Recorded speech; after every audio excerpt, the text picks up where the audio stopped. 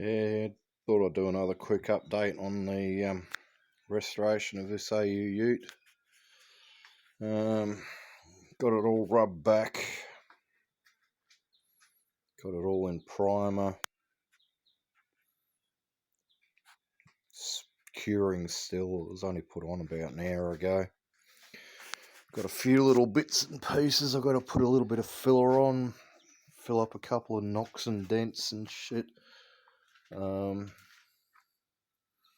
That's the final colour there that it's going to be. Really nice metallic blue, came up really good. I've only sprayed the back of the cab so that I can get the tub mounted when I need to. I only mixed up like not even a third of a pot of paint, thinking, oh yeah, that'll be, you know, heaps to do the back. Yeah, it was heaps alright. Luckily I already had the quarters and sills primed up in the roof, even though I hadn't sanded all the primer there, and ended up just blowing on the rest of the paint there. There's like bloody 3 coats there already, so at least it's nice and thick, ready to sand it back. But yeah, rest of it's all primed, ready to go. Still got to sort out all the bloody fuel tank mounts, because it being straight gas, there was no mounts there for a fuel tank. Got all the extra wiring all tidied up. Remember from the last video, all this is what was going to the rear doors on the sedan, and it's all going to be repurposed into central locking for the hard lid.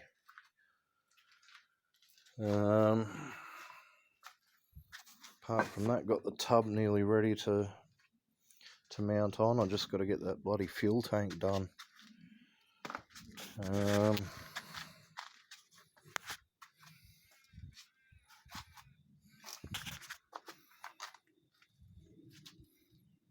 Bit of a scrape there that's been bogged, ready to go.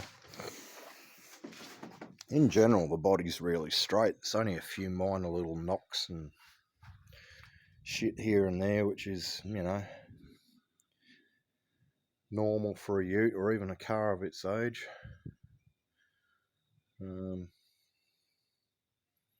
Yeah, it's getting there. The other wiring there to go up the other side. Included in all that is what would have been the boot light. So there's going to be a light in the tub as well. Got all this modified. It's fuel door release. That's a BA fuel tank, and I only had a AU sender unit, so I spent bloody day and a half modifying all that to make it fit. Still got all the fuel lines to modify and send up along the back of the cab there to go to the tank. Brakes are done. It's got fresh fluid in it. Hooked up all the lines, bled them, all that.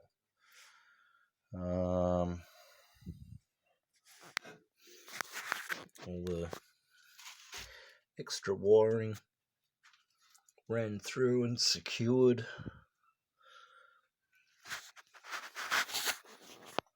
And then tap through into there. And then main harness go up on the other side.